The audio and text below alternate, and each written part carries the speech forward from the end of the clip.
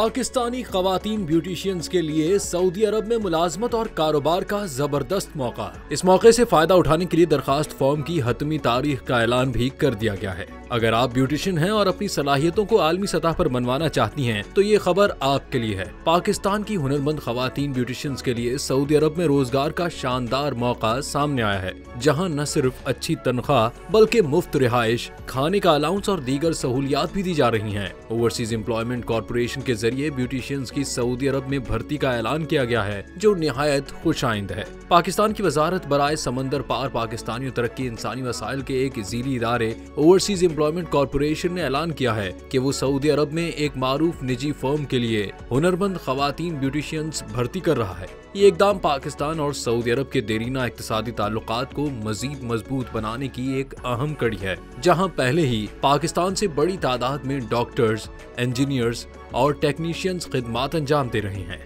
ओईसी के मुताबिक Saudi firm को मुख्तलिफ महारतों में माहिर ब्यूटिशियंस की जरूरत है, जिनमें senior hair dresser, nail technician, eyelash specialist, makeup artist, waxing और ब्लीचिंग स्पेशलिस्ट और विग टेक्नीशियन शामिल हैं। अहलियत के मयार के लिए कम से कम 3 साल का मुतलका तजुर्बा और उम्र 40 साल से कम होने की हद शामिल है।